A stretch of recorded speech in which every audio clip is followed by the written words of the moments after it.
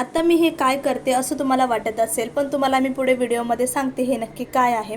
तर मला इथे 1 किलो केकची ऑर्डर आलेली होती, बट ॲक्च्युली कस्टमरने मला जो रेफरन्स फोटो पाठवला होता तो 1 किलो केकचा नव्हता.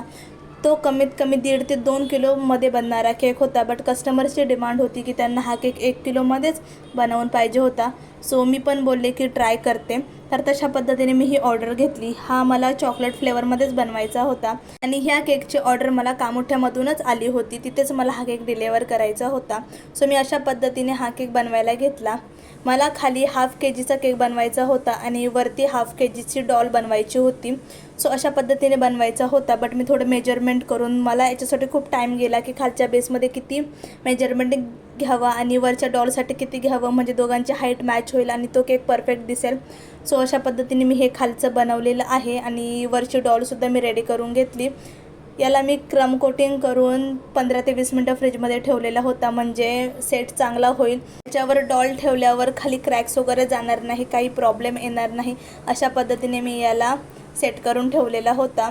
आणि हा केक मला पिंक आणि व्हाईट थीममध्ये बनवायचा होता, कारण 1 वर्षाची मुलगी होती, तिचा बड्डे होता. सो तशा पद्धतीने मी इथं केला.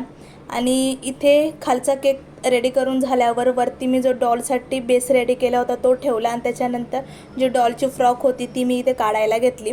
आणि मेन गोष्ट म्हणजे मला हा केक अर्धा फॉन्डंटने बनवायचा होता. याच्यामध्ये अर्धा फॉन्डंट आहे आणि त्या सगळ्या वस्तू मी कशा बनवल्या हे पण तुम्हाला मी वेगळ्या व्हिडिओमध्ये सांगणार आहे.